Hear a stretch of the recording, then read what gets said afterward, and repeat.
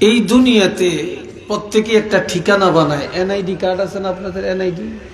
NID, আবার অনেকের জন্ম নিবন্ধন, নামে একটু ভুল হইলে সংশোধন করে। এটা অনলাইনে এখন পাওয়া যায়। এক জায়গায় টিপ দিছেন, সারা দেশে উঠে গেছে। আবার একটা ঠিকানা বানায়, কোটি কোটি টাকা খরচ করে। আপনার বাড়ি কই? মিরপুর। বাড়ি কই? বাগিচা বাজার। বাড়ি কই? অমুক জায়গায়। এটা একটা ঠিকানা, নাকি বলেন? আবার রাস্তার পাশে 1% জায়গা 10 লাখ টাকা দিয়েও কিনে, 20 লাখ টাকা দিয়েও কিনে। গ্রামে বাস করতে ভালো লাগে না, রাস্তার পাশে চলে আসে। আবার গ্রাম ভালো লাগে না, সিলেট শহরে বাড়ি করে। সিলেট ভালো লাগে না, ঢাকা রাজধানীতে বাড়ি করে। বাংলাদেশ ভালো লাগে না, লন্ডনে বাড়ি করে, আমেরিকাতে বাড়ি করে। করে কিনা? এটা দুনিয়ার একটা ঠিকানা। আর আমার আল্লাহ বলেন, কিয়ামত একেবারে সত্য। সেদিন সব মানুষ দাঁড়াবে, এটা সত্য। হিসাব দেওয়া লাগবে, এটা বাস্তব সত্য। সেদিন প্রত্যেকের জবান বন্ধ হয়ে যাবে, এটাও বাস্তব সত্য।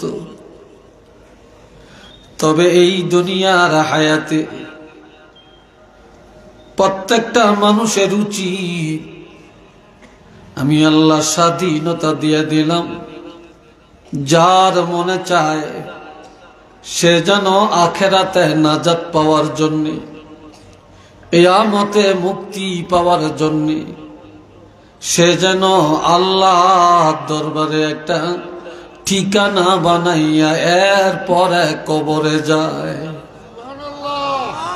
ঠিকানা লইয়া যেন কবরে যায়, ঠিকানা না বানিয়ে যেন কেউ না যায়। আল্লাহ বলছেন, দুনিয়ার ঠিকানা তো বানাইবা দুনিয়ার অল্প কিছু সময়ের জন্য, অনন্তকাল যেখানে থাকবা সেই জগতের জন্য একটা ঠিকানা বানাও, এবং উত্তম ঠিকানা লইয়া কবরে মাথা দাও। সেই ঠিকানার খবর কি আমাদের কারো কাছে আছে?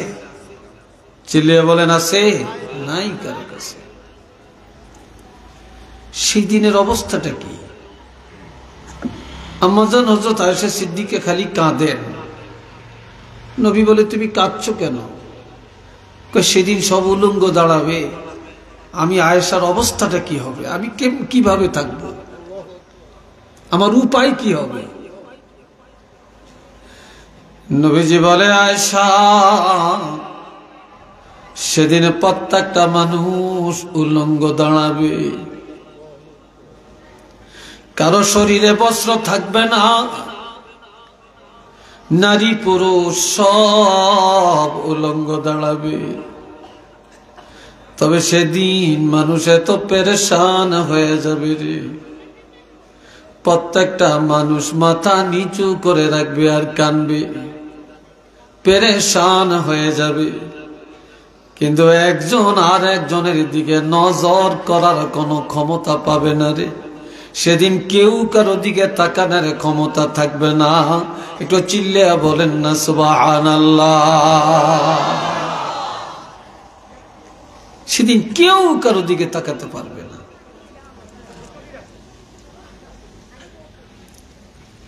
দুনিয়াতে সব কাজে আমরা সময় দিতে জানি, সব কাজে সময় দিতে জানি। বাজারে গেলে পারি, রাস্তাঘাটে পারি, শহরে বন্দরে পারি, সালিশ বোর্ডে পারি, মামলা মোকদ্দমায় পারি, বেচা কিনায় পারি, সব কাজে পারি। কিন্তু নামাজে দাঁড়াইলে পাগল, কতক্ষণ শেষ করব। মাহফিলে গেলে বেহুশ, কতক্ষণ শেষ করব। কখন যাব, কখন উঠব? কি কথা ঠিক কিনা? ইবাদতে দাঁড়াইলেই তখন আর আমাদের সময় কুলায় না, তখন আর সময় কুলায় না। এই ভাইরা, নামাজ পড়া ফরজ, রোজা রাখা ফরজ, যাকাত দেওয়া ফরজ, হজ করা ফরজ, মানুষের উপকার করা ফরজ, মা বাপের খেদমত করা ফরজ। এই সাথে আরেকটা ফরজ আমাদের মধ্যে আছে, যেটা সবগুলো ফরজের চাইতে আরো দামি। সব ফরজ কিছু না কিছু আমাদের মধ্যে পাওয়া যায়, কিন্তু যেই ফরজটা একেবারে দরকার এটা আমাদের মধ্যে তালাশ করলে নাই। ওই পর্দাটার, ওই ফরজটার নাম হইল পর্দা। যেরকম কি পর্দা নাই এখন, নাই এখন পর্দা। পর্দা এক জায়গায় আছে, ঘরের জানালায় আছে, ঘরের দরজায় আছে। কি কথা ঠিক কিনা? পর্দা কোন জায়গায় আছে? ঘরের জানালার মধ্যে আছে, আর দরজার মধ্যে পর্দার কাপড় ঝুলে। কিন্তু আসলে এটা হচ্ছে বাহাদুরি, এটা হইল সুটানি। সুটানি এটা ভদ্রতা। হাকিকত পর্দা কিন্তু নাই, যেখানে যাবেন নাই, সব জায়গার থেকে উধাও হয়ে গেছে, উধাও হয়ে গেছে। আর পর্দার ওয়াজ করলে কিছু মানুষ আছে কয় কি, এই হুজুরে একটু নবীর কথা কয় না, এই হুজুরে একটু কোরআনের কথা কয় না, এই হুজুরে কি এর সুদের ওয়াজ করতে হয়েছে, কিসের ঘুষের ওয়াজ করতে হয়েছে, কিসের পর্দার ওয়াজ করছে, এদিন অনেক চলেনি। কি কথা ঠিক না? এইসব কথা কইয়া পর্দার ওয়াজ কোরআনে নাই, কথা কয় না। ঘুষের ওয়াজ কোরআনে নাই, যখন আসেনি। ঘুষের ওয়াজ করলে অনেক ইমাম সাহেব চাকরি গেছে গিয়া, কথা ঠিক কিনা? সুদের ওয়াজ করছে অনেক ইমামের চাকরি গেছে গিয়া। আবার জুয়ার ওয়াজ করছে, ইমাম সাহেব চাকরি গেছে গিয়া, কেশিয়ারে জুয়া খেলায়। তাই কয় আপনার বেতনটা কে দিবে দেখে চাইয়াম, আপনি জুয়ার ওয়াজ নি করতে নাইছেন। কি কথা ঠিক কিনা? বিপদ। এ ভাইরা রে আমার, কলিজার টুকরা যুবকেরা খেয়াল করে শুনবা। আমার আল্লাহ পাক বলেন, ইয়া আইয়ুহাল্লাযীনা আমানু লা তাদখুলু বুয়ুতান গায়রা বুয়ুতিকুম হাত্তা তাস্তানিসু ওয়া তুসাল্লিমু আলা আহলিহা যালিকুম খায়রুল লাকুম লাআল্লাকুম তাযাক্কারুন।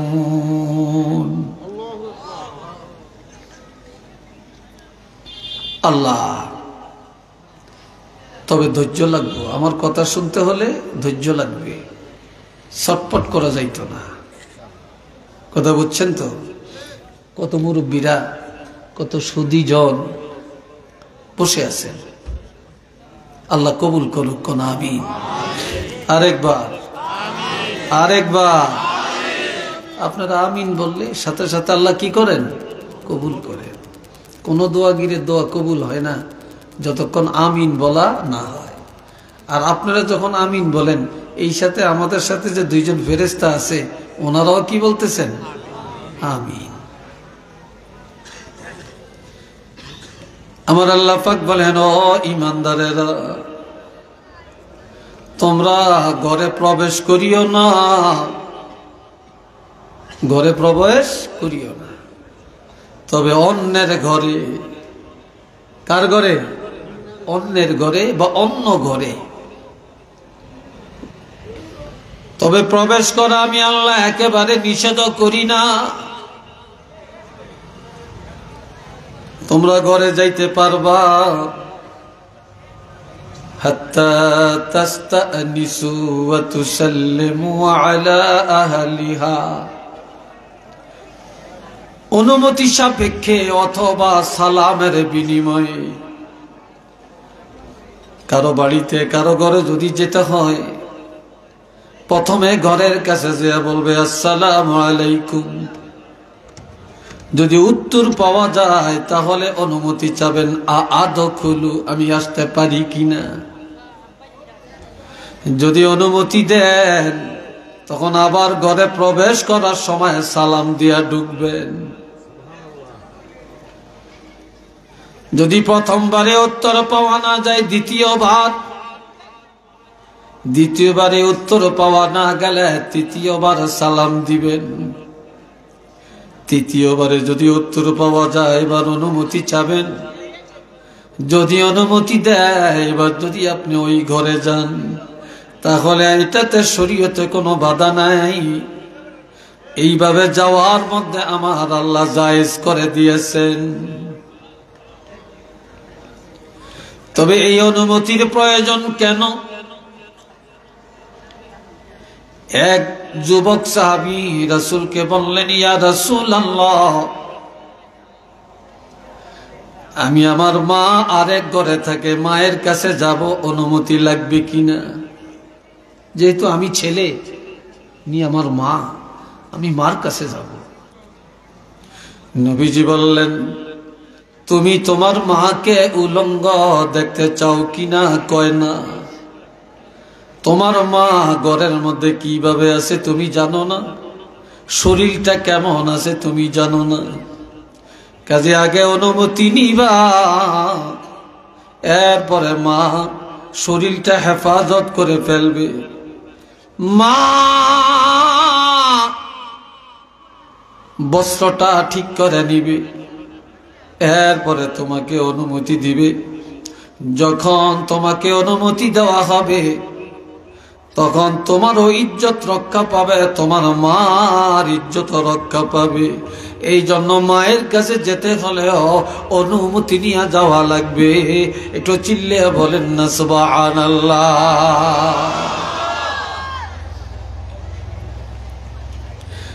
মেয়েরা বাবার কাছে যাবে, অনুমতি নিয়ে যাওয়া লাগবে। ভাই থাকে এক রুমে, বোন থাকে আর এক রুমে। বোন কিভাবে আছে ভাই জানে না, বোনের কাছে যেতে হলে অনুমতি নিয়ে যাওয়া লাগবে। আবার বোনে ভাইয়ের রুমে যাবে, ভাই কিভাবে আছে বোন জানে না, ভাইয়ের থেকে অনুমতি নিয়ে যাওয়া লাগবে। আবার আপনি গভীর রাত বাড়িতে আসছেন, সিলেট থেকে আসছেন, জগন্নাথপুর থেকে আসছেন, রশিদপুর থেকে আসছেন, বিশ্বনাথ থেকে আসছেন। রাত 12টা বাজে আপনার বিবি ঘুমায়, আপনি হুট করে ঘরে ঢুকে যদি আপনি রুমে যান, আপনার বিবি ডাকাত মনে করতে পারে, সন্ত্রাস মনে করতে পারে, লুচ্চা মনে করতে পারে। এই জন্য ভয় পেতে পারে। আপনি বাড়ি আসছেন, আপনার স্বামী, এই সংকেত আপনার বিবিকেও দেওয়া লাগবে। কথা বুঝাচ্ছি কিনা? আপনার বিবিকেও এই সংকেতটা দেওয়া লাগবে। অথবা আপনার বিবির বস্ত্রটা কেমন আপনি জানেন না, হুট করে ঘরে ঢুকলে বিবির দিকে তাকালে ঘৃণা জমতে পারে।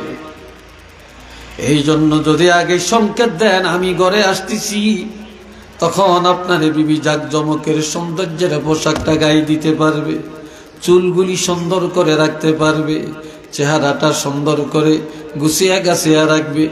তখন স্বামীর সামনে দাঁড়ালে তখন স্বামীর মনটা খুশি হয়ে যাবে। স্বামী যখন নজর দিলে খুশি হয়ে যায়, তখন আমার আল্লাহ খুশি হইয়া ওই স্বামী স্ত্রীর সগীরা গুনাহ মাফ করে দিবে।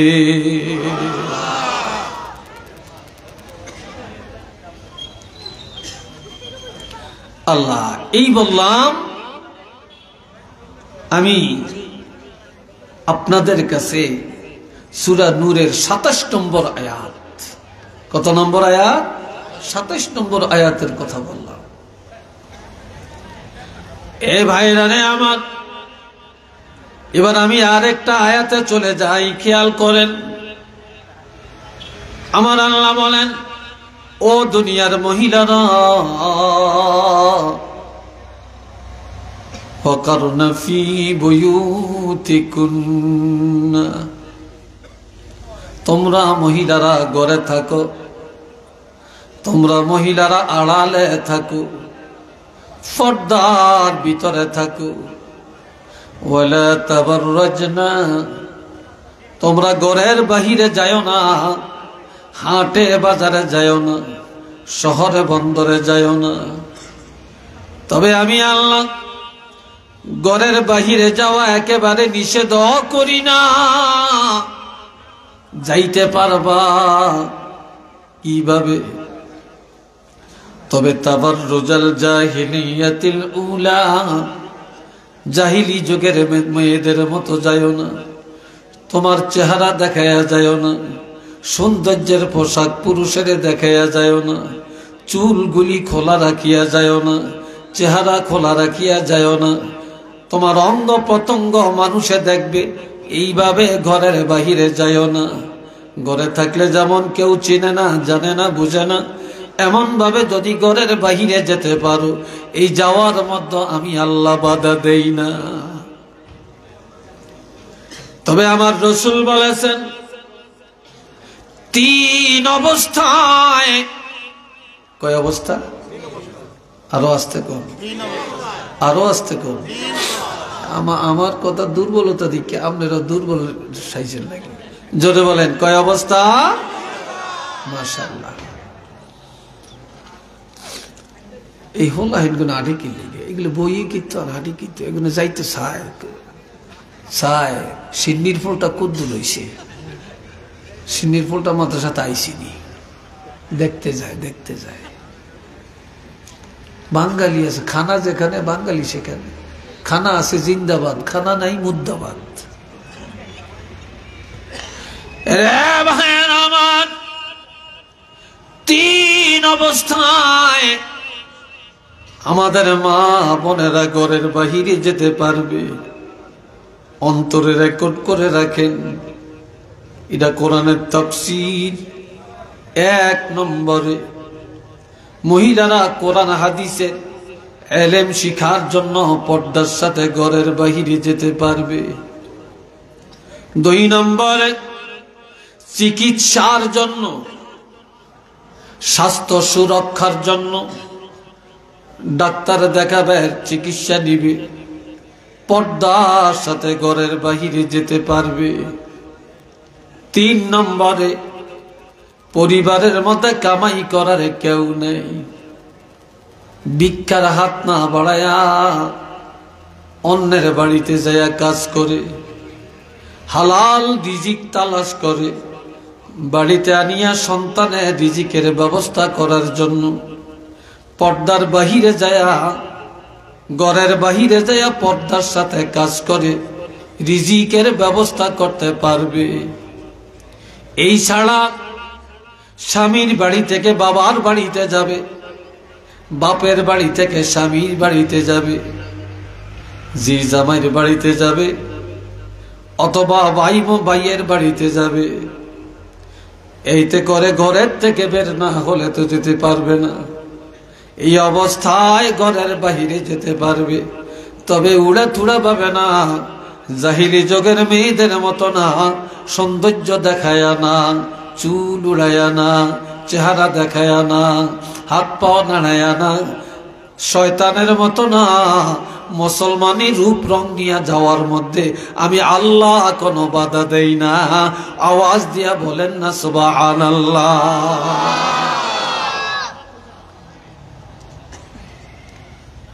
এখন এইভাবে যাওয়ার মতো মহিলা সমাজে কম না বেশি? চিল্লিয়া বলেন, আছে? তালাশ করলে তো নাই। আবার কিছু আছে, নাই যে তা না, দাম নাই, এদের দাম নাই। বাড়িতে যদি 10টা মহিলা থাকে, একটা মহিলা যদি পর্দা করে, কোরআন পড়ে, নামাজ পড়ে, মানুষের সাথে মিলামিশা কম করে, উঠা বসা কম করে, তাহলে সব মহিলারা এক জায়গায় হইয়া গোল মিটিং করে, এই মহিলাটা খেইতা, এটা এক গড়িয়া, এটার কোনো সমাজ নাই, নমাজ নাই, এটা কোন বংশতে আইসে আল্লাহ জানে। এটা কারোর লগে একটু আইস দিয়েও কথা কয় না, দেবরের লগেও কথা কয় না, বাউসুরের লগেও বলে না, এটা অমকেরও ডাকে না। এটা কেমন ভোদের? কি কথা ঠিক কিনা? এর কোনো মূল্য নাই, দাম নাই।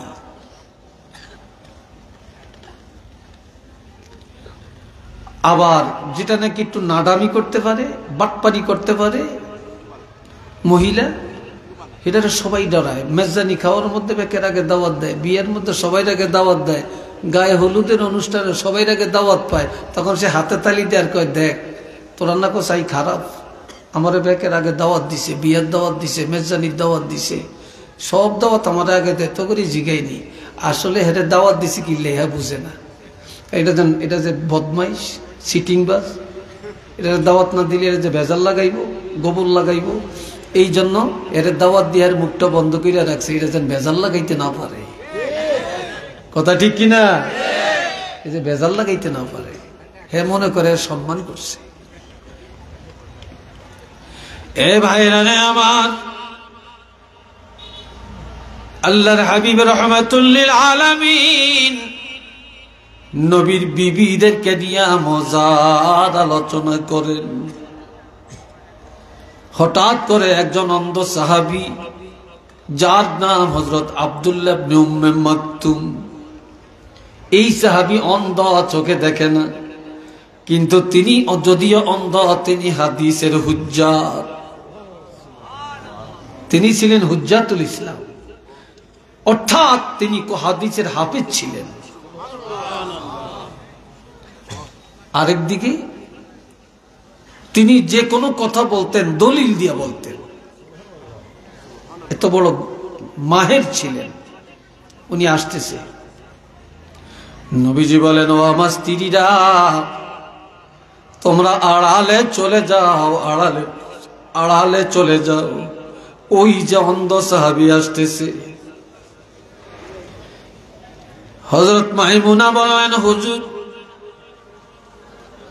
উম্মাহাতুল মুমিনিন যায়নাব রাদিয়াল্লাহু বললেন, ইয়া রাসূলুল্লাহ, এ তো অন্ধ, চোখে দেখে না, আমরা আড়ালে যাব কেন?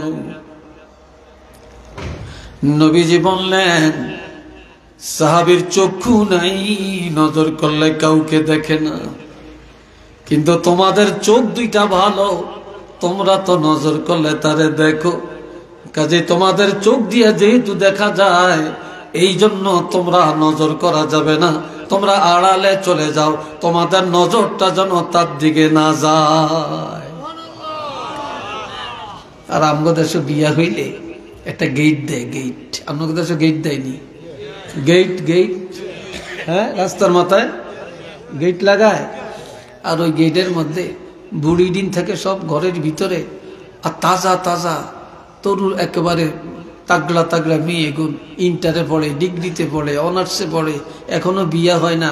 আর যদি কারো বিয়া হয়েছে, একেবারে খুব দেখতে শুনতে নাদুস নুদুস এমন বউগুন, সুন্দর সুন্দর শাড়ি, সুন্দর সুন্দর কামিজ লাগাইয়া গেটের সামনে দাঁড়াইয়া মেহমানে রিসিভ করে, আর ফুল দেয়, আবার মোবাইলেরটা দিয়ে এরকম করে। কিরে ভাই, কথা ঠিক কিনা? আসেনি এদিন আমাদের? হ্যাঁ আছে। আবার বাপে কয়, আমার মাইয়াটা, এটা আমার মাইয়া, দোয়া করিয়েন, এটা আমার মাইয়া, দোয়া করিয়েন, ওটা আমার ছোট ভাইয়ের ওয়াইফ। কি কথা ঠিক কিনা? তারপর ওটা আমার নাতিন। কেমন ফিটার দরকার তখন জানেন? ব্যাককল কথা। আমার কথা হয়তো একটু রাগটা হইবেন, আপনারা আমারে আরেকবার দাওয়াত দিবেন, এই নিয়তে এখানে আসি না। দিলি দিবেন, না দিলে নেই। কিসমতে থাকলে আছে, না থাকলে নেই। কোরআন হাদিসের কোন হক কথা, উচিত কথা গোপন করার কোন সুযোগ, যারা বলেন আছে। কিসের দরবেশগিরি, কিসের হজ, কিসের নামাজ, যদি আপনার ঘরের মধ্যে মেয়ে লোকই ঠিক না থাকে, ছেলে মেয়েই ঠিক না থাকে, এই ইবাদত কোথায় যাবে বলে?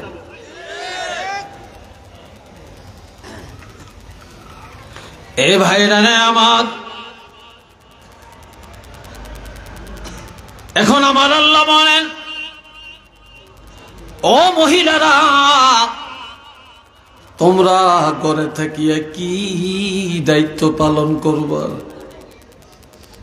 আমি আল্লাহ দায়িত্ব দিয়া দিলাম, কাজ দিয়া দিলাম। অনেক মহিলারা একা ঘরে ভালো লাগে না, স্বামীরা একটা টাচ মোবাইল দাও, 24 ইঞ্চি 48 ইঞ্চি একটা টেলিভিশন ঘরে ঢুকাও, দেখতে দেখতে যেন সময় যায়। কথা ঠিক কিনা? সময় কাটাইতে তো অবসর করে কেমনে থাকি। এক এক মোবাইল মহিলারা, বাবা রে বাবা, পকেটে অর্থ না। কথা ঠিক কিনা? আবার অনেক মহিলারা সারাদিন তো কই রাত 12টা বাজলে ভিডিও কল লাগায়। মাশাআল্লাহ, এখন সংসদ বসে, স্বামী রয়েছে লন্ডন, বেগম রয়েছে বাংলাদেশে, স্বামী রয়েছে সৌদি আরব, বেগম বাংলাদেশে। রাত 12টার পরে সংসদে বসে, সংসদে আলাপ করে, আপনার বাপ এরম করছে আমার লগে, আপনার মা এরম কইছে, আপনার ছোট ভাইটা ভালো না, আপনার বোনটা বেড়াইতে হয়েছে, একদিন বেড়াইছে, 2 দিন বেড়াইছে, কতদিন এগরে পাক করিয়া খাওয়াইয়াম, তারপর আমি ভাবতাম না আমি কি বান্দিনি কোনো, আমি কি চাকরানিনি কোনো, এগরে পাক করিয়া খাওয়াইয়াম। এরম করিয়া এই স্বামীরে এ কথা কুকথা কানের মধ্যে লাগাইয়া দিয়া স্বামীর মনটা সংসারে উঠিয়ে দেয়। কি কথা ঠিক কিনা? টাকা দিত, এই টাকা দেওয়া বন্ধ, টাকা দিত, টাকা দেওয়া বন্ধ। বাইরে কইছে লন্ডন নিব, কত গুল্লি মা তোরে নি লন্ডন নিয়াম, তুই আর বেগমার লোক বেয়াদবি করছ, তুই মিল করিয়া চলতে পারস না। হায় হায়।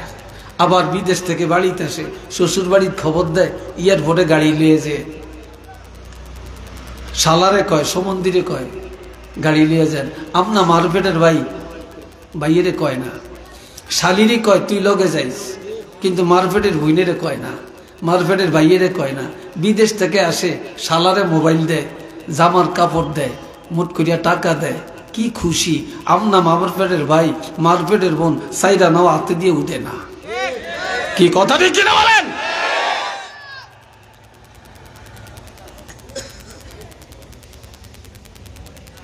আমনো কথা হয়তো ভালো হইতে হবে, আমি জানি না। এখন আমার আল্লাহ বলেন, ওয়াকিমনাস সালাতা ওয়া আতিনাজ যাকাতা ওয়া আতি'নাল্লাহা ওয়া রাসূলা।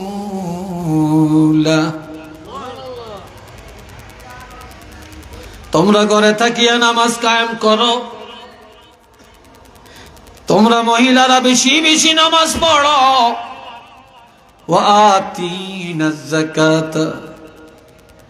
তুমি যদি জাকাতের উপযুক্ত হয়ে থাকো জাকাত দাও। বিবাহের সময় তোমার স্বামী 7 ভরি স্বর্ণ তোমাকে দিছে, 8 ভরি স্বর্ণ দিছে, তোমার উপরে জাকাত ফরজ। বছরে একবার তুমি জাকাত আদায় করো। আল্লাহর বিধানগুলি মেনে চলো। ওয়া রাসূলা, রাসূলের সুন্নত তরিকায় চলো। মন গড়া চলিও না, শয়তানের লিডার হইও না। তুমি যদি হও খাদিজা মার্কা হও, হযরত ফাতেমা মার্কা হও, রাবিয়া বসরির মতো হয়ে যাও। একটু চিল্লিয়া বলেন না মারহাবা। আরেকবার বলেন আল্লাহু আকবার। হযরত ইমাম গাজ্জালী আল্লাহর একজন ওলি, তিনি মরুভূমির জমিনে দিয়ে হাঁটেন। হাঁটতে হাঁটতে হঠাৎ আসরের নামাজের সময়, কোন সময়? আসরে। আসরের নামাজ পড়বে, ওযু করবে, পানি নেই, মরুভূমি তো পানি নেই। তো হঠাৎ পর্দার আড়াল থেকে একটা যুবতী মেয়ে দেখছে আল্লাহর ওলি কি যেন চগর বগর করে তালাশ করতেছে। আড়ালে থেকে মেয়েটা বলতেছেন, এ আল্লাহর ওলি কি চান? আল্লাহর ওলি বলে, মা আমি ওযু করব, নামাজ আদায় করব, পানি চাই। মেয়েটা বলে, গো আল্লাহর ওলি, আমাদের বাড়ির পূর্ব দিকে একটা পুষ্করণী আছে। পুষ্করণী চিনেন তো? পুকুর। যান দেখেন পানি আছে কিনা। মেয়েটা জানে পানি নাই, তারপর বলছে দেখেন পানি আছে কিনা। আল্লাহর ওলি যায় দেখে পানি নাই, পুষ্করণীর তলা পর্যন্ত শুকনা। ঘরের পাশে এসে ডাক দিয়া বলে, মা পানি তো নাই, পানি নাই। হুজুর যেখানে আছেন এখানে দাঁড়ান, পানি পাবেন। মেয়েটা দৌড়াইয়া পুষ্করণীর পাড়ে গেছে, যাইয়া 3 বার থুতু পালাইছে। কি পালাইছে? থুতু পালাইছে। পুষ্করণীর তলা দিয়া পানির জোয়ার আসতে শুরু করে দেয়। মুহূর্তের মধ্যে পুরা পুষ্করণী পানিতে ভরে যায়। বললেন, হুজুর যান, এবার পানি পাবেন, ওযু করেন, নামাজ পড়েন। ইমাম গাজ্জালি দৌড়ে যায়, দেখেন পানি ভরা, ভরপুর পানি। ওই পানি দিয়ে ওযু করলেন, আসরের নামাজ আদায় করলেন। নামাজ আদায় করে বলে, মা, ঘরের পাশে এসে দাঁড়িয়ে ডাক দিয়া বলে, মা, আমি জীবনে এত আমল করলাম, কিন্তু আমার মধ্যে তো এই বুজুর্গ, এই কারামতি নাই। তুমি একটা মেয়ে মানুষ, কি আমল তুমি করো? সত্য করে বলো গো মা, কি আমলের কারণে তোমার থুতুর মধ্যে এতটা বরকত? মেয়েটা বলে, হে আল্লাহর ওলি, তেমন কিছু করি না, তবে 5টা কাজ আমি কখনো ছাড়ি না। জোরে বলেন কয়টা? জোরে বলেন কয়টা? 5টা। 1 নম্বরে, যেদিন আমার বিবাহ হয়, স্বামীর সাথে যখন স্বামীর ঘরে ঢুকি, সেদিন থেকে কোনো দিন ঘরের বাহিরে যাই না। স্বামীর ঘর ত্যাগ করে পর্দার বাহিরে যাই না। 2 নম্বরে, আমার নামাজ কাজা হয় না। 3 নম্বরে, একদিনের জন্য কোরআন তেলাওয়াত আমার কাজা হয় না। 4 নম্বরে, স্বামীর মনে কোনোদিন আমি ব্যথা দেই না। 5 নম্বরে, স্বামীর সংসারের কাজ করি আমার হাতে, আর আমার জবানে সারাক্ষণ আল্লাহর হাবিবের উপরে দুরূদ শরীফ তেলাওয়াত করি। যার কারণে আমার জবানে, আমার থুতুর মধ্যে আল্লাহ পাক এই বরকতটা দান করছেন। একটু চিল্লিয়া বলেন না সুবহানাল্লাহ। আমগুগুনে থুতু পালাইলে কি পাওয়া যাইব? পোকা ছাড়া আর কিচ্ছু না, দুর্গন্ধ ছাড়া আর কিচ্ছু না। কথা ঠিক না? এ বাবাজিরা, আরো শোনেন। এখন ঘরের দ্বারে গেছেন, বারবার ডাক দিছেন, অনুমতি চাইছেন। এখন আল্লাহ বলেন, فَإِن لَّمْ تَجِدُوا فِيهَا أَحَدًا فَلَا تَدْخُلُوهَا حَتَّى يُؤْذَنَ لَكُمْ। আলহামদুলিল্লাহ বলেন। আরো আস্তে কর, আলহামদুলিল্লাহ। আরো আস্তে কর, মাশাআল্লাহ। বাতিলে দেখা যায় না হিসি দিয়ে। মানুষ বাড়ছে নি কিছু? হ্যাঁ, উঠছে নি আসলে? উঠছে কেন? মাশাআল্লাহ। শুনেননি ওয়াজ আপনারা? কথা বুঝেননি? আমার বোঝা যায়নি আসলে। আর বেশি না, বেশি 15-20 মিনিট। রাজি আছেন তো? রাজি নাই? কি বলেন, রাজি নাই? 15-20 মিনিট, বেশি করিয়া লাভ কি? শোনেন এ ভাইয়েরা, খেয়াল করেন। ঘরের পাশে যায়া বারবার অনুমতি চাইলেন। যদি অনুমতি পাওয়া না যায়, অথবা কাউকে পাওয়া গেল না,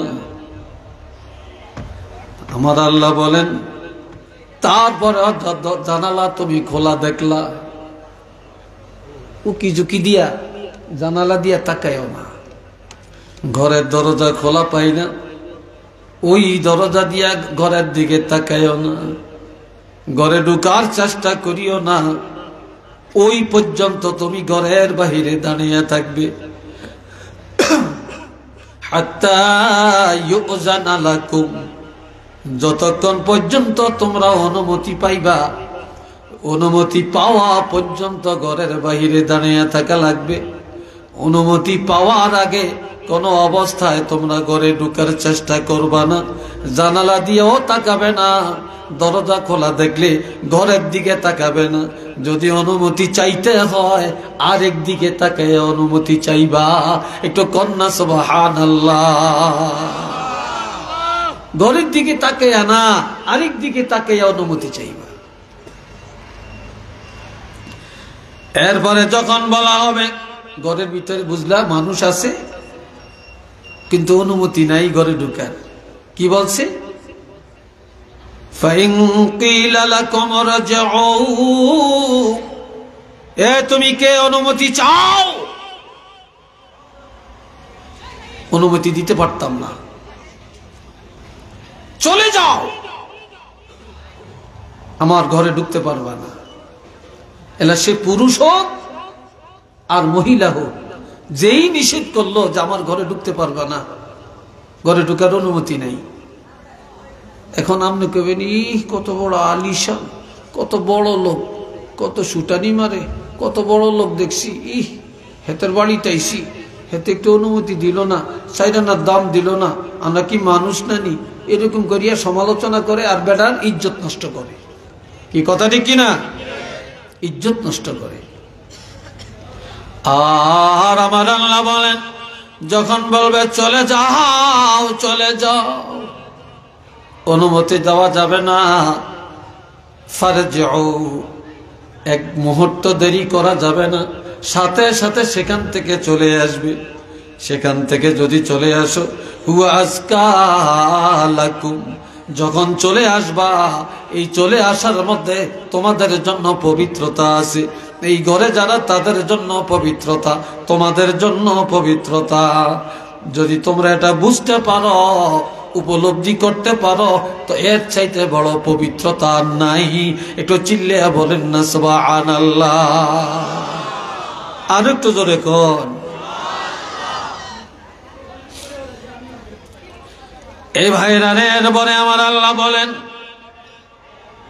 লাইসা আলাইকুম জুনাহুন আন তাদখুলু বুয়ুতান গায়রা মাসকুনাতিন ফিহা মাতাউল লাকুম ওয়াল্লাহু ইয়ালামু মা তুবদুনা ওয়া মা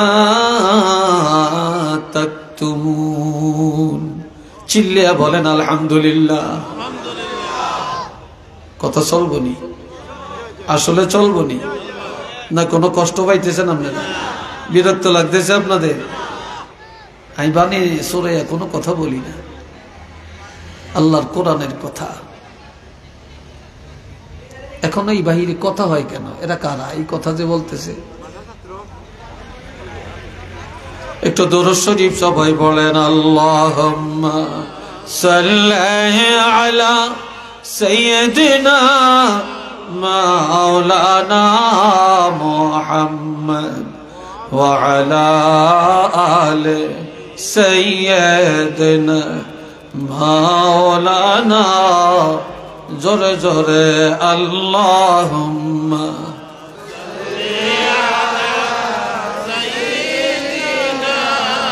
মাওলানা মুহাম্মদ ওয়া আলা আলি সাইয়্যিদিনা।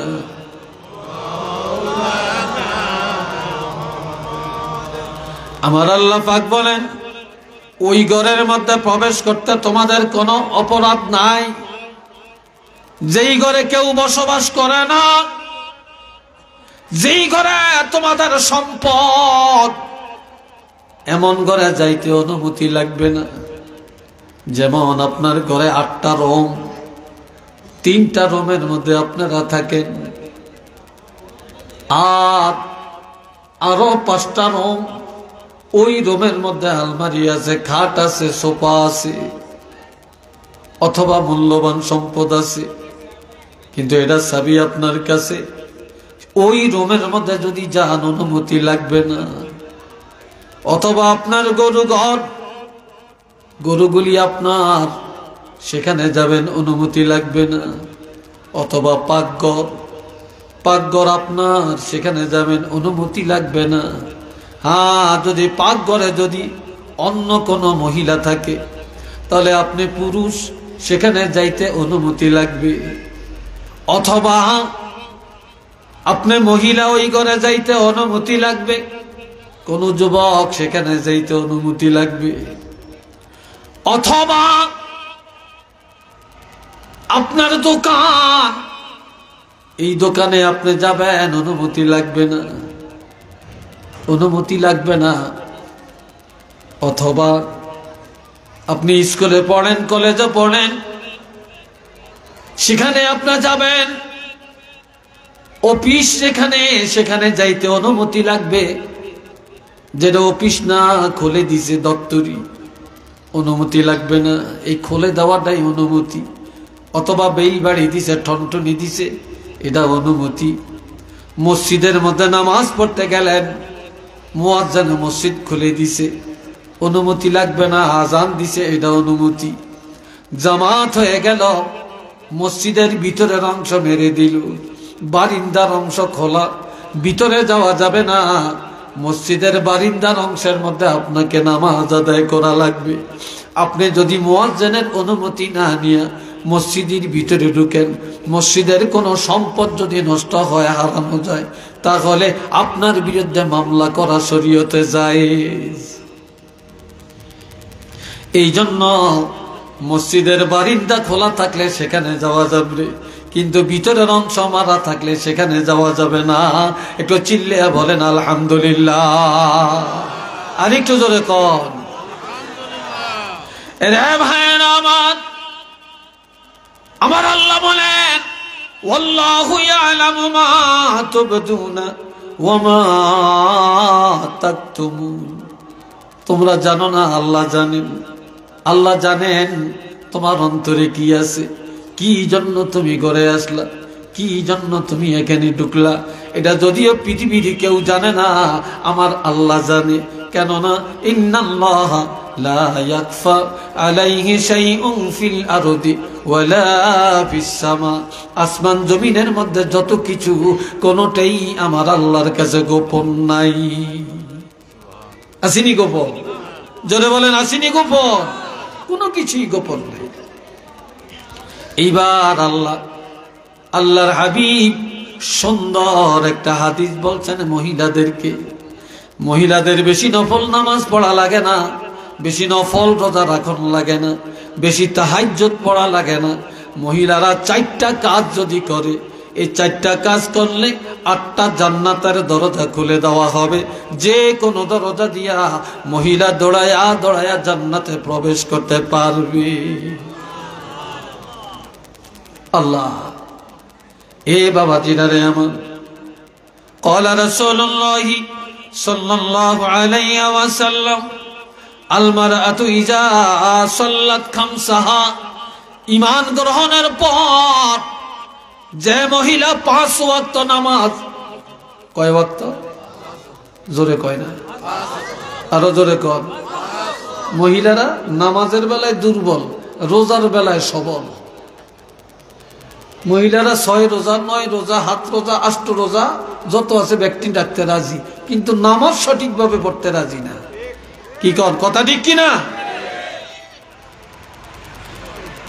আমার আল্লাহ বলেন, যে মহিলা 5 ওয়াক্ত নামাজ নিয়মিত আদায় করে, ওয়াসামাত শাহরাহা, মহিলা যখন রমজান মাসে রোজাগুলো সঠিকভাবে পালন করে, ওয়া আহসানাত ফারজাহা, মহিলা যখন লজ্জাস্থান হেফাজত করে রাখে, গুপ্তাঙ্গ হেফাজত করে রাখে, ওয়া আতাআত বালাহা, আর ওই মহিলা স্বামীর আনুগত্য করে, স্বামীর মনে কষ্ট দেয় না, স্বামীকে সব সময় রাজি রাখে, খুশি রাখে। আল্লাহর হাবিব বলেন, এই মহিলার জন্য ফুতিহাত লাহা আবওয়াবুল জান্নাতিস সামানিয়া, আল্লাহ পাকের 8টা জান্নাতের দরজা খুলে দেওয়া হয়। ফালতাদখুল আবওয়াবুল জান্নাত মিন আইয়াশাআত, যে কোন দরজা দিয়া এই মহিলা দৌড়াইয়া হাসতে হাসতে জান্নাতের মধ্যে চলে যেতে পারবে।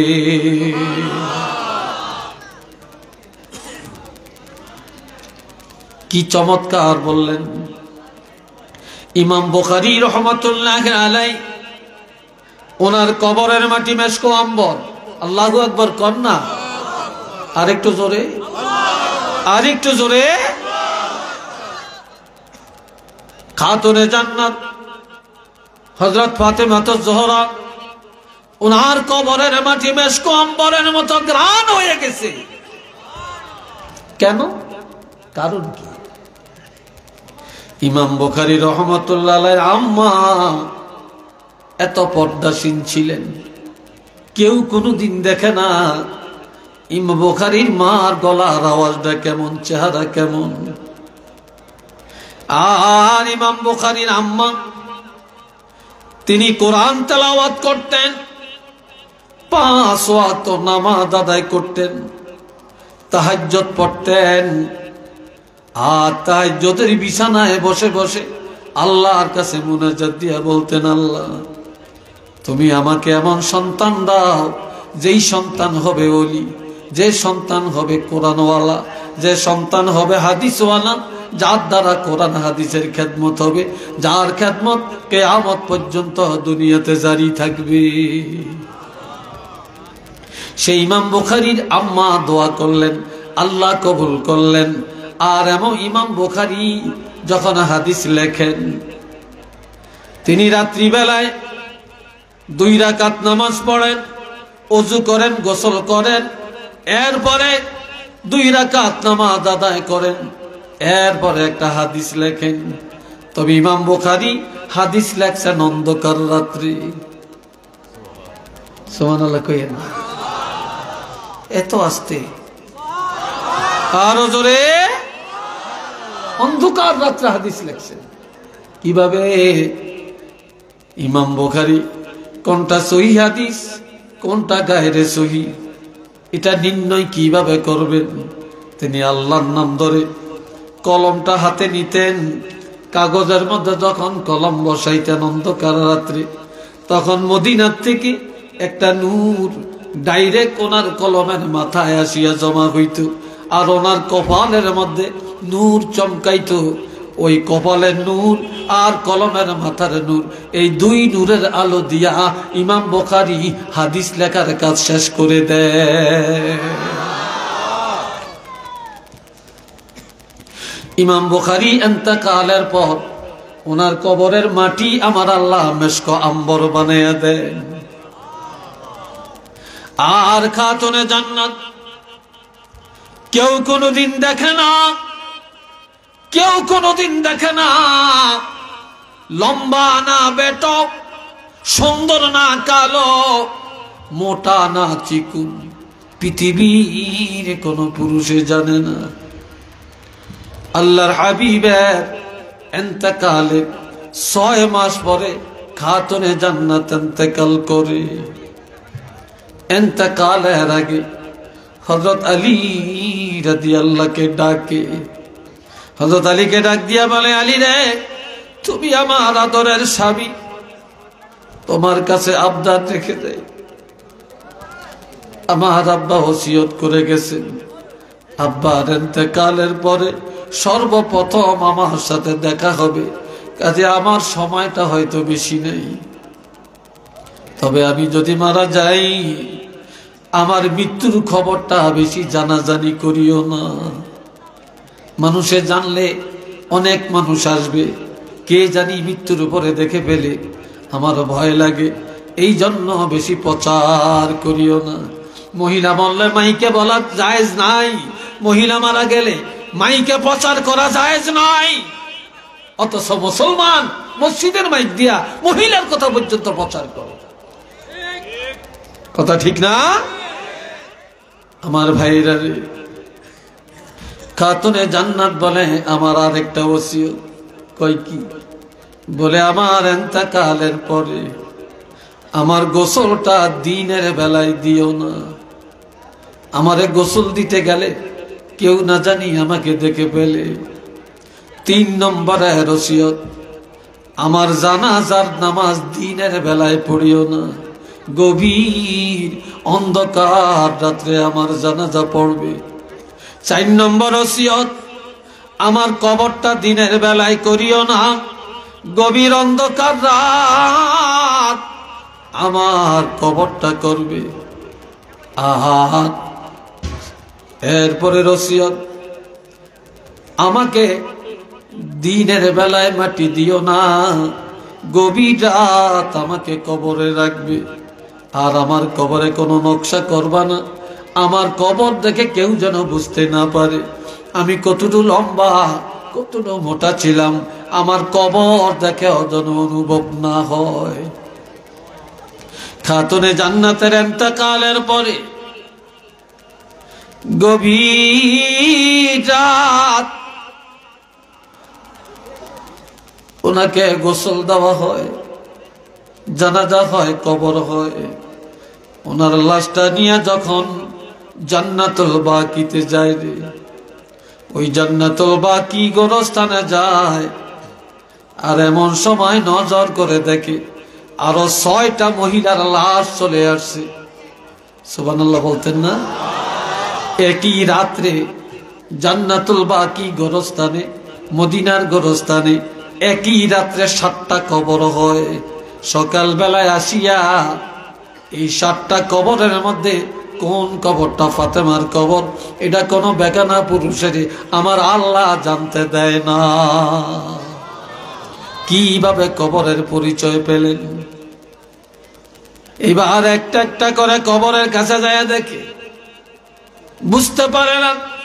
যখন ফাতেমার কবরের কাছে যায় তখন কবরের মাটি থেকে আতরের ঘ্রাণ বের হয়।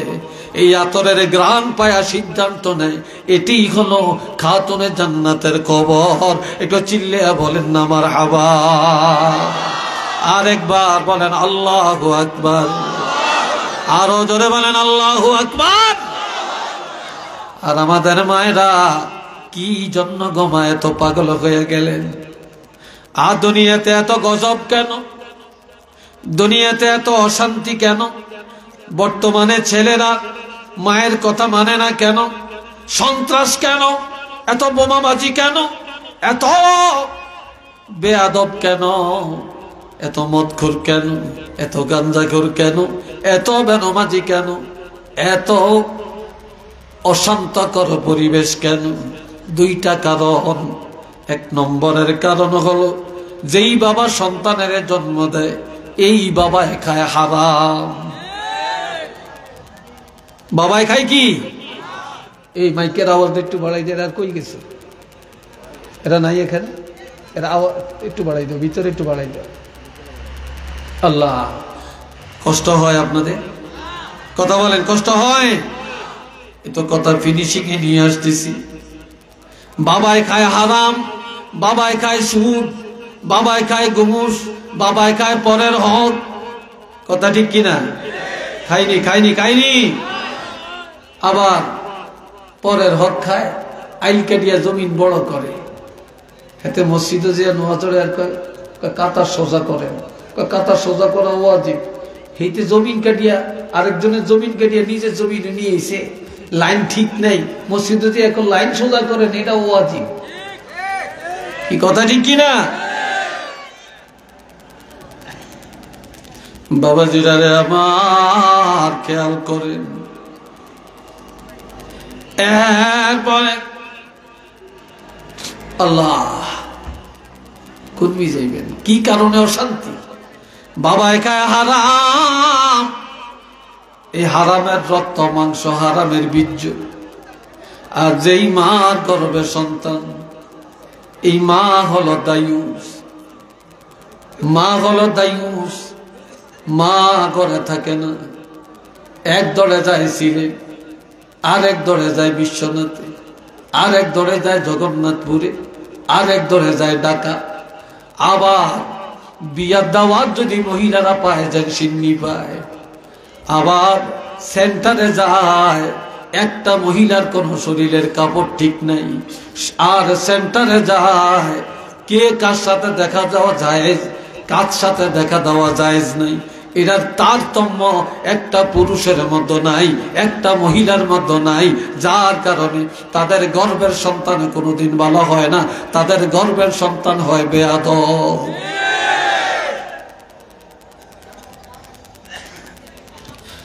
আর যেই মা ভালো তার সন্তান ভালো,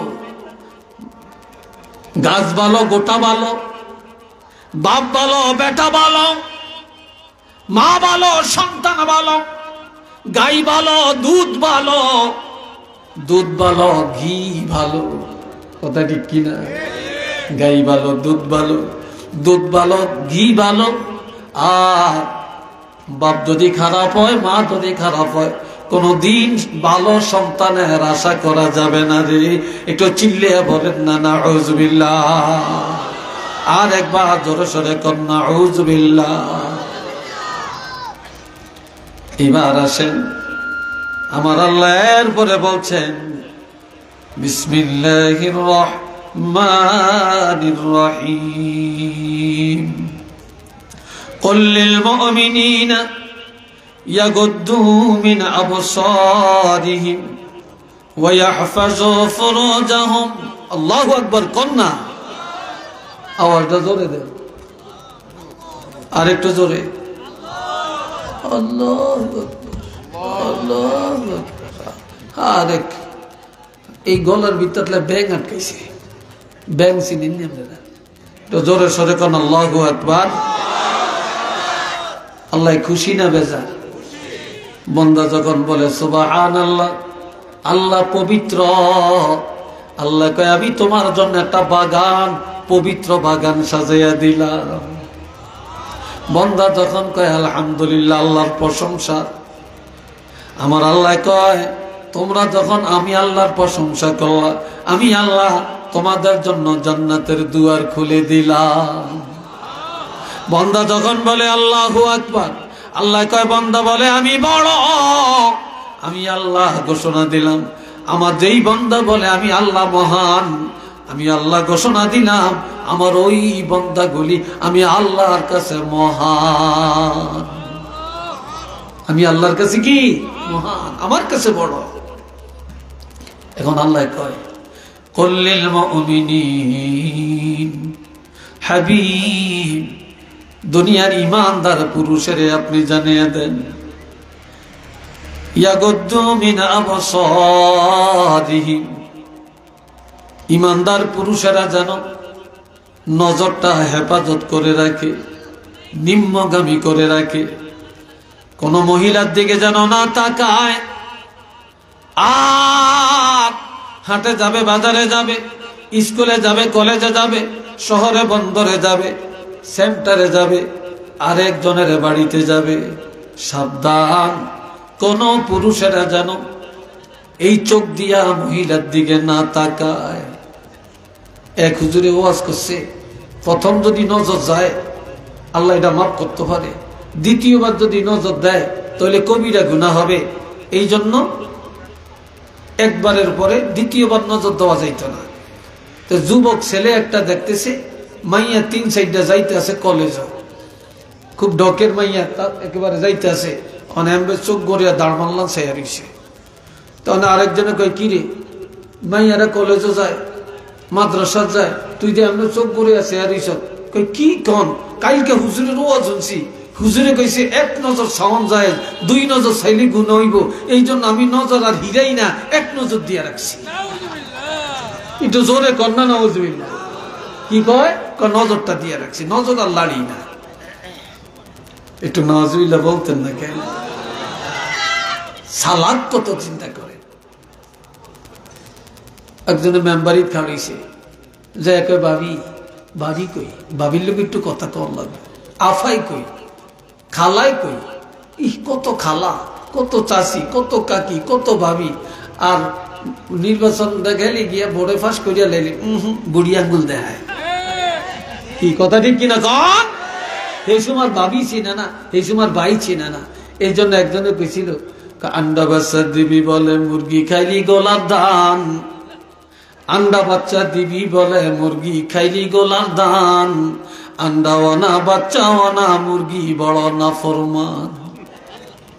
কথাটা কি? অর্থাৎ ভোটে দাঁড়াইছে, নির্বাচনে দাঁড়াইছে চেয়ারম্যান অথবা মেম্বার অথবা এমপি, ব্যাংকের কাছে যে ইনশাল্লাহ আপনাকে বাড়ির দরজা পর্যন্ত পাকা করিয়ে দিয়াম, তারপরে ব্রিজটা করিয়ে দিয়াম, আপনার 6 ফেরিয়া কার্ড দিয়াম, তারপরে বিধবা ভাতা দিয়াম, তারপরে বৃদ্ধ বয়সের প্রতিবন্ধী দিয়াম, সব দিয়াম। যখন হাতে পাশ করিয়া লাইছে, আগে কইছে কি দিব? আন্ডা দিব, বাচ্চা দিব, এই জন্য গোলার দান মানে ভোট নিয়ে ব্যাগ শেষ করিয়া পাশ করিয়া এখন আন্ডাও না বাচ্চাও না, অর্থাৎ ডিমর খবরও নাই, বাচ্চারও খবর নাই। কয় মুরগিটাই বড় নফরমান, কয় এখন এই মেম্বার হয়েছে নফরমান, চেয়ারম্যান হয়েছে নফরমান।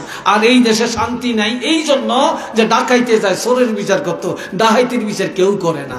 কারণ এই দেশের বড় বড় নেতা, বড় বড় চাকরিওয়ালা এ ঢিল ডাকায় কলমের মাথা দিয়া এই জনগণের লক্ষ লক্ষ কোটি কোটি টাকা মারিয়া খায়, আর হেরা যায় মুরগা চোরের বিচার করতে। কথা ঠিক না? মুরগা চোরের বিচার হেরা করতে যায়, তো তুই রাজা ডাকাতি করছ, ডাকাইতির বিচার কে করবো? যেই দেশ ডাকাইতির বিচার নাই, চোরের বিচার আছে, এই দেশ শান্তির আশা করা যায়। একটু নাউজুবিল্লাহ জোরে কর, আর একটু জোরে বলেন। আমার কথায় কি রাগ হইছেন আপনারা? জোরে বলেন, রাগ হইছেন? রাগ হইয়েন না, আর রাগ হইলেই বাকি, এটা তো বাস্তব কথা। আল্লাহ করে বুঝ দেন, হেদায়েত দান করেন, সবাই বলেন আমিন। আর একটু চিল্লে এখন আমিন। আপনারা সীসা চিনেননি? সীসা, এই সীসা চিনেন? সীসা, এই জামনে একটা পুরুষ একটা মেয়ের দিকে চোখ রাঙ্গে তাকাইছেন, একটা মহিলার দিকে তাকাইছেন, সৌন্দর্যের দিকে তাকাইছেন, বারবার ছায়া রইছেন। আল্লাহ পাক কিয়ামতের ময়দানে এই সীসার জাহান্নামের আগুন দিয়া গালাইব। আপনি যতটা নজর দিছেন ততবার আপনার চোখের মধ্যে এই সীসা গালা গুলি লাগাইব। একটু নাউজুবিল্লাহ কর না, সীসা গালা লাগাইব। সহ্য করতে পারবেন? যদি বলেন পারবেন? পারবেন না। এরপরে আল্লাহ বলেন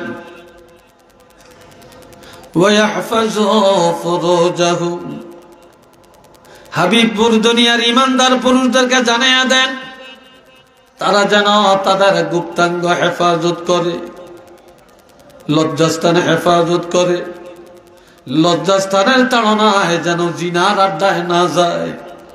দুনিয়াতে কোন দিকে যাবেন? যখন ঘরে ঘরে জিনা, পাড়ায় পাড়ায় জিনা, মহল্লায় মহল্লায় জিনা, শিক্ষা প্রতিষ্ঠানে জিনা, তারপরে লঞ্চ স্টিমারে জিনা, এরোপ্লেনের মধ্যে নাকি জিনা হয়, তারপরে ওই যে কি জানি কয়, কি বালা না কয়া করে, হ্যাঁ বিমান বালা, হিডিন চানে বালা, কি বালা? বিমান বালা। কোথায় যাবেন? স্টিমারের কেবিনের মধ্যে জিনা, আবাসিক হোটেলের মধ্যে জিনা, জিনার বেহার বড় ব্যবসা, বড় ধাকজমক চলছে। কি ভাই কথাটি কিনা? যখন দেখবা পর্দা থাকবে না, যখন জিনায় সব জমিন নাপাক হইয়া যাবে, ফসলের বরকত থাকবে না, মাছের মধ্যে বরকত থাকবে না, গোস্তের মধ্যে বরকত থাকবে না, দুধের মধ্যে স্বাদ থাকবে না, ডাইলের মধ্যে স্বাদ থাকবে না, কোন খাওয়া খাদ্যের মধ্যে স্বাদ থাকবে না, শাকসবজির মধ্যে মজা থাকবে না, ভিটামিন থাকবে না। আর আসমানের গজব জমিনে আসবে, করোনা দেখা দিবে, সাইক্লোন দেখা দিবে, ভূমিকম্প দেখা দিবে, মানুষের মায়া দয়া চলে যাবে, একজন আর একজনের সাথে সম্পর্ক নষ্ট হয়ে যাবে, মানুষ মানুষকে মেরে ফেলবে, একটু লজ্জা করবে না, ভয় করবে না। ছেলে বাপেরে মারবে, বাপে ছেলেরে মারবে, ছেলে মার গলার মধ্যে রশ্মি লাগায়া টানিয়া মাকে মারবে, মা ছেলেরে মেরে ফেলবে, আবার মা পরকিয়ায় সন্তান রাখিয়া অন্য বেগানা পুরুষের সাথে চলে যাবে। একটু চিল্লিয়া বলেন না নাউযুবিল্লাহ। এরকম আসেনি? জোরে বলেন আছে কিনা? কোথায় যাবে? শেষ কথা, কুল্লিল মুমিনাত, হাবিব এবার মহিলাদেরকে জানান, যে মহিলারা ইমানদার। জোরে বলেন কি? ইমানদার। ইমানদার মহিলাদেরকে জানিয়ে দেন, ইয়াগদুদনা মিন আবসারিহিন, মহিলারা যেন রাস্তা দিয়া পুরুষ যাবে, দুলামিয়া যাবে, বরযাত্রী যাবে, কনে যাত্রী যাবে, তারপরে রং বেরঙ্গের মানুষ যাবে, নেতা যাবে, নেত্রী যাবে, চেয়ারম্যান যাবে, মেম্বার যাবে, ছাত্র যাবে, শিক্ষক যাবে, মেয়েরা তাদের নজরটা যেন হেফাজত করে, কোন অবস্থায় মেয়েরা যেন চোখ দিয়া না তাকায়। বাড়িতে কত রঙের মেহমান আসবে, পিসাব আসবে, হুজুর আসবে, আলেম আসবে, হ্যাগদিকে যেন ফুকি দিয়া না তাকায়। কথা বুঝছেন? না তাকায়। আর কি করে? ওয়াহফাজনা ফুরুজাহুন্না, মহিলারা যেন তাদের লজ্জাস্থানে হেফাজত করে রাখে, গুপ্তাঙ্গ হেফাজত করে রাখে। ওয়ালা ইউবদিনা যিনাতাহুন্না, মহিলারা যেন সুন্দর আকর্ষণীয় পোশাক আদি ব্যবহার করে। জিনাতপূর্ণ পোশাক, আকর্ষণীয় পূর্ণ পোশাক, যেই পোশাকের দিকে তাকাইলে চোখ লেগে থাকে, এমন পোশাক প্রকাশ্যে যেন ব্যবহার না করে। বেগানা পুরুষের কাছে স্বর্ণ অলংকার, নেকলেস, হাতের চুড়ি, কানের দুল, এগুলা যেন না দেখায়, ব্লাউজটা যেন না দেখে। আর মহিলার শাড়িটা কোনো বেগানার নজরে যেন না পড়ে, সালোয়ার কামিজ যেন নজরে না পড়ে। মহিলারা গোসল করে যখন কাপড় রৌদ্রের মধ্যে দিবে, ওই সময় তারা পর্দার ভিতরে কাপড় দিবে। রাস্তার পাশে যেখানে মানুষের আসা যাওয়া, এমন জায়গায় যেন মহিলারা তাদের পোশাক রৌদ্রের মধ্যে না টানায়। মহিলারা পর্দার মধ্যে দিবে। আর কি করবে? মহিলারা লজ্জাস্থানে হেফাজত করবে, তাদের সৌন্দর্যের পোশাক গোপনে ব্যবহার করবে। ওয়ালিয়াদরিবনা বিখমরিহিন আলা জুয়ুবিহিন, মহিলারা যেন বাড়ি কাপড়ের ওড়না ব্যবহার করে।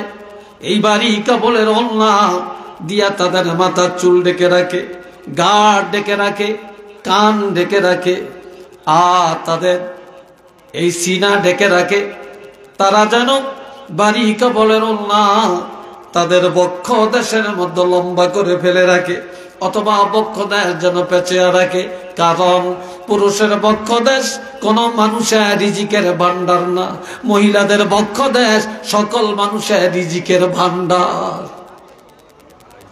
ইমাম আবু হানিফা বলেছেন, কোন মহিলা যদি বাচ্চারে দুধ পান করায়, এই অবস্থায় অন্য কোন বেগানা পুরুষের নজরে যদি মহিলার স্তনের কোনো অংশ নজরে পড়ে, আর এই অবস্থায় যদি বাচ্চাদের দুধ পান করায়, এই বাচ্চা হবে সন্ত্রাস। এই বাচ্চার লজ্জা থাকবে না, শরম থাকবে না, এই বাচ্চা হবে 1 নম্বর বেয়াদব। একটু চিল্লিয়া বলেন না নাউযুবিল্লাহ। আর একটু জোরে কর। এই জন্য আমার আল্লাহ বলেন, মহিলারা যেন পাতলা কাপড়ের ওড়না ব্যবহার না করে, জর্জর কাপড়ের ওড়না ব্যবহার না করে, তারা যেন ভারী কাপড়ের ওড়না ব্যবহার করে, এবং তাদের মাথা, তাদের ঘাড়, তাদের সিনা, তাদের বক্ষ দেশ যেন পেঁচিয়ে রাখে, এবং বুকের বাড়তি অংশ দুধের ভান্ডার, রিজিকের ভান্ডার, এটা যেন কোনো বেগানা পুরুষের নজরে না পড়ে। আয়ার পরে কি করবে? ওয়ালা ইউবদিনা যিনাতাহুন, কোন অবস্থায় তাদের সৌন্দর্যের পোশাক বেগানা পুরুষের কাছে ব্যবহার করবে না। অনেক মেয়ে লোকে দেখবেন স্বামী স্বর্ণ দিছে, নেকলেস দিছে, চুড়ি দিছে, কানের দুল দিছে, এগুলা ব্যবহার করে না। যখন বিয়া খাইতে যায়, বিবাহে যায়, রিসোর্টে যায়, তারপরে পিকনিক খাইতে যায়, যখন তারা পার্কে যায়, তখন এগুলি সব লাগিয়ে যায়। কি কথা ঠিক না? সব লাগিয়ে যায়। এই জন্য আল্লাহ বলছেন, কোন অবস্থাতে এগুলা অন্যের কাছে ব্যবহার করবে না। হ্যাঁ, করবে কোথায়? ইল্লা লিবুলাতিহিন, একমাত্র তারা এই সৌন্দর্যের পোশাক তাদের স্বামীদের কাছে ব্যবহার করবে। এটা মারহাবা কন্যা। আরেকটু জোরে কর। কার কাছে ব্যবহার করবে? স্বামীদের কাছে। আজকাল এই বিধান যেখানে আছে, শান্তি যেখানে আছে, এই বিধান নাই, শান্তি নাই। আর এই ওয়াজ আমরা করতে চাই না, এই ওয়াজ আমরা শুনতে চাই না। আর এই ওয়াজের ধারে কাছে এই ওয়াজের মূল্যায়ন আমরা বুঝি না। এই কথা ঠিক কিনা? আজকে বলেন, যেই কথাগুলি আমরা বললাম, এই কথাগুলি আমাদের দুনিয়ায় চলার প্রত্যেকটা সেক্টরে প্রয়োজন আছে কি নাই? আরেকটু জোরে বলেন, আছে কি নাই? আমরা আজকে এই আলোচনাকে সাদরে গ্রহণ করব, আমল করার চেষ্টা করব। সাধ্যমতো আমরা বাড়িতে গিয়ে আমাদের মা বোনকে আমরা সেভাবে পরিচালনা করব। রাজি আছি আমরা? জোরে বলেন, রাজি আছি? এটা 2টা হাত তুলে দেখাইতে পারবেন? গভীর রাত একটু দেখাইতে পারবেন? হাতটা সোজা করে ধরেন, সোজা করে ধরে এমনি লড়া দেন, ফেরেশতারা ক্যামেরাটা করে নেন। সবাই বলে নারে তাকবীর, জোরে বলে নারে তাকবীর, নারে রিসালাত, নারে রিসালাত। আল্লাহ কবুল করেন, চিল্লে এখন আমি। আসেন এবার আমরা মায়া ভরা মন দিয়া প্রাণ ভরে নবীরে সালাম দেই। ইয়া নবী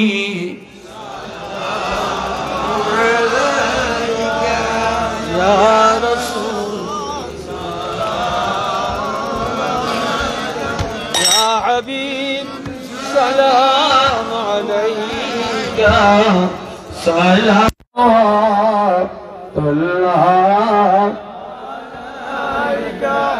طلع البدر علينا من ثنية الوداع وجب الشكر علينا ما دعا لله داعي يا نبي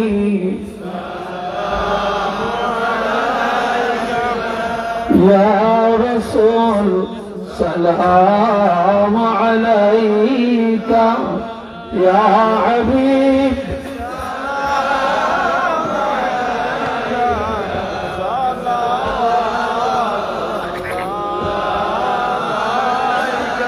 سيدي يا رسول الله وسلم عليك يا حبيب الله उसिला अपना के दिया कादिलन आदम हवा मालरी हुई दया قبلا قليلا دعاء يا نبي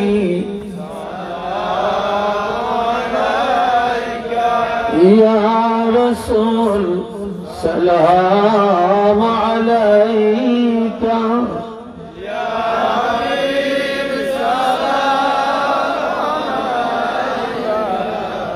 سلام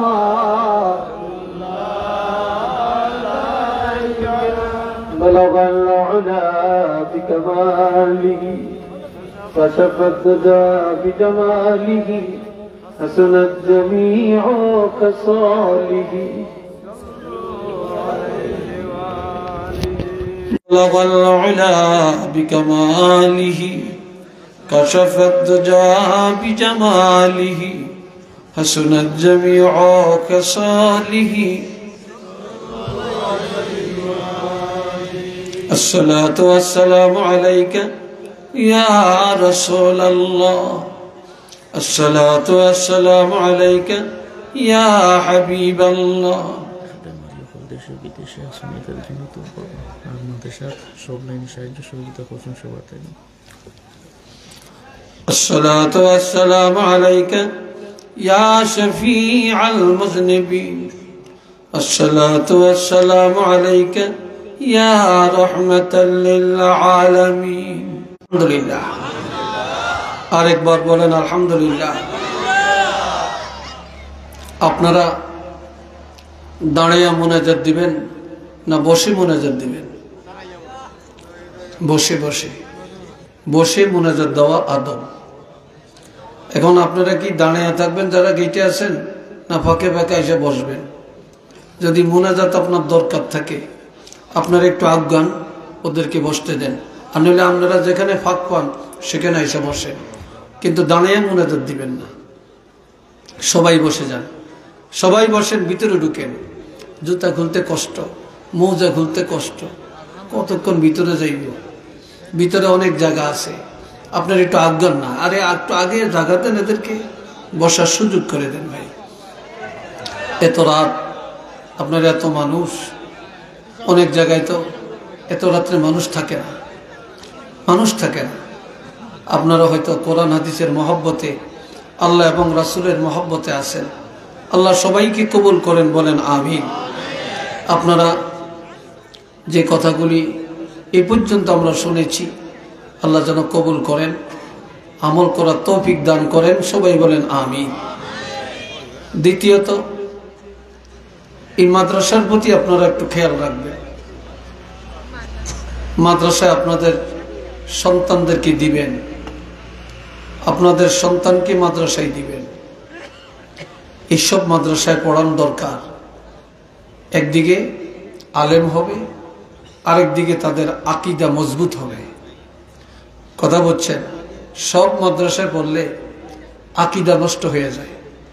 এই জন্য যেখানে পড়লে অন্তত ঈমান আকীদা মজবুতি অর্জন হয় সেই জায়গায় বেশি যাওয়া দরকার। আরেকটা, মাদ্রাসা দান সদকা যা দরকার দিবেন, সহযোগিতা করবেন। ধনীরা, বিত্তবানেরা সবসময় মাদ্রাসার প্রতি সুনজর রাখবেন। আর নজরের মধ্যে সবচেয়ে বড় সুনজর হলো আপনাদের সন্তানকে মাদ্রাসায় দিবেন।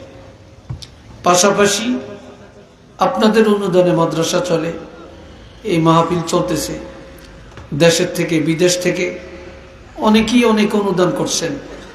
আল্লাহ পাক যেন প্রত্যেকের এই দান সদকাগুলি কবুল করেন, চিল্লিয়া বলেন আমিন। তাদের জন্য খাসভাবে দোয়া করবেন। আপনারাও যেন সবসময় দিতে পারেন মাদ্রাসায়, এটার জন্য দোয়া করবেন। করবেন তো নাকি? অনেকে অসুস্থ, সবার জন্য দোয়া হবে, দোয়া করবেন। আমি আপনাদের কাছে আমিও দোয়া প্রার্থী। আমি আসলে খুব কঠিনভাবে একটা অ্যাক্সিডেন্ট হয়েছিলাম 2022 সালের 25শে মার্চ। কেউ ভাবে নাই আমি বেঁচে থাকব। আর আপনাদের দোয়ায় এই সিলেটের আনাচে কানাচে আলিম ওলামা মসজিদ মাদ্রাসায় আমার জন্য দোয়া হয়েছে। মক্কা শরীফ আমার জন্য দোয়া হয়েছে,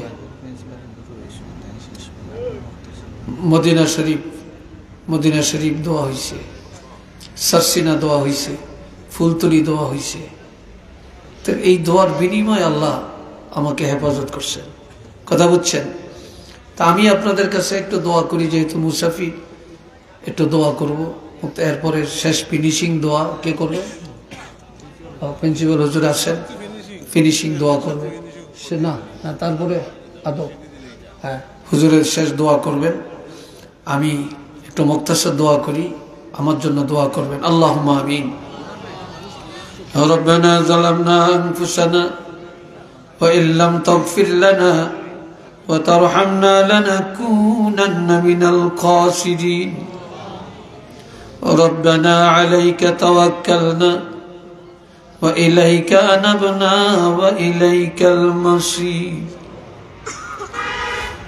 রব্বিরহামহুমা কামা রব্বায়ানি সগীরা। রব্বুল আলামিন, আয় আল্লাহ, হযরত শাহজালাল শাহ কাজী লতিফিয়া দাখিল মাদ্রাসার বার্ষিক মাহফিল, গভীর রাত, আমি না খান্দা গুনাহগার, অসংখ্য উলামায়ে কেরাম, তুলাবায়ে আযম, হুজ্জাজে কেরাম, হুফাজে কেরাম, তোমার জাকিরিন শাকিরিন বন্দাগুলো নিয়ে, কলিজার টুকরা যুব সমাজকে নিয়ে, আয় আল্লাহ, তোমার রহমতের দুয়ারে হাত তুলেছি, মেহেরবানি করে কবুল করে নেন। রব্বুল আলামিন, আমি বড় গুনাহগার, এই মাহফিলে আমার চাইতে বড় গুনাহগার আর কেউ নেই। আয় আল্লাহ, গুনার দিকে তাকাইলে তোমার দরবারে হাত উঠাতে লজ্জা লাগে, তোমার রহমতের আশা করতে পারি না। আয় আল্লাহ, আমাদের গুনার দিকে না তাকাইয়া তোমার রহমতের দিকে তাকাইয়া আমাদের প্রত্যেকের মুনাজাত কবুল করে নাও। হে রব্বুল আলামিন, যত সওয়াব আপনি মঞ্জুর করেছেন কোটি কোটি গুণে বাড়াইয়া আপনার হাবিবের রওজা আতহারে পৌঁছে দেন।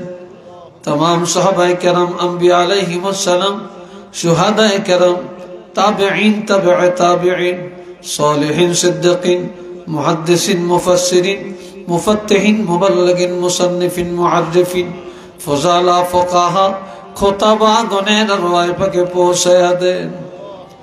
ए माबूद सारा दुनियार माटिर नीचे कलमा वाला যত ईमानदार मुसलमान कबरे प्रत्येकेर कबर जन्नतेर बागान बनिए देन। रब्बुल आलामीन আমরা যারা হাত তুলেছি আয় আল্লাহ আমাদের অনেকের আব্বা নাই আম্মা নাই দাদা নাই দাদি নাই শ্বশুর নাই শাশুড়ি নাই নানা নানি নাই রে আয় আল্লাহ দুনিয়ার সব খবর ঘরে থেকে পাওয়া যায় কিন্তু কবরের কোনো খবর পাওয়া যায় না রে আল্লাহ।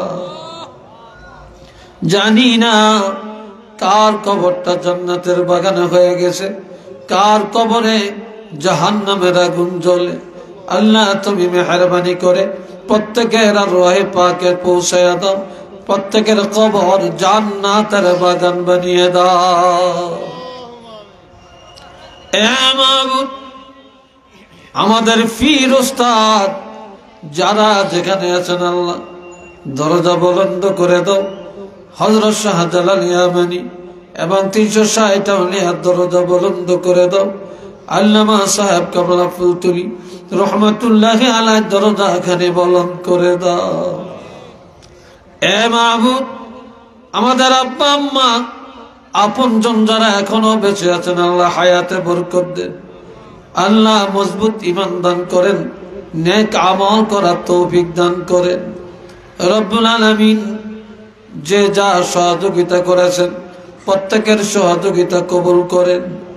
দেশ থেকে বিদেশ থেকে দিয়েছেন আল্লাহ কবুল করেন। আয় আল্লাহ জান মালের নিরাপত্তা দান করেন। আল্লাহ মাদ্রাসা কবুল করেন, মাদ্রাসার অভাব দূর করে দেন। আয়াসার শিক্ষক ভাইদের কবুল করেন, ছাত্রদেরকে আল্লাহ কবুল করেন। আলেমে হক্কানি রব্বানি হওয়ার তৌফিক দান করেন। আয় আল্লাহ এই মাদ্রাসা তোমার হাতে সুপর্দ করে দিলাম, আল্লাহ আপনি কবুল করেন। আয় আল্লাহ আখিরি ফরিয়াদ আমরা গুনাহগার রে আল্লাহ তুমি মেহেরবানি করে এই মুহূর্তে আমাদের প্রত্যেকের জীবনের গুনাহগুলি মাফ করে দেন। আল্লাহ জীবনের গুনাহ মাফ করে দাও, আল্লাহ জীবনের গুনাহগুলি মাফ করে দাও। আল্লাহ দুনিয়ার গুনাহ দুনিয়াতে মিটিয়ে দাও। গুনার বোঝা সহ কাপড়ের কাপড় পরাইও না, গুনাহগার বানায়া কবরে নিও না, গুনাহগার বলে ডাক দিও না। আল্লাহ গুনার বোঝা নিয়ে মাহফিলে আসি, বেগুনা বানায়া বাড়িতে ফিরে দাও।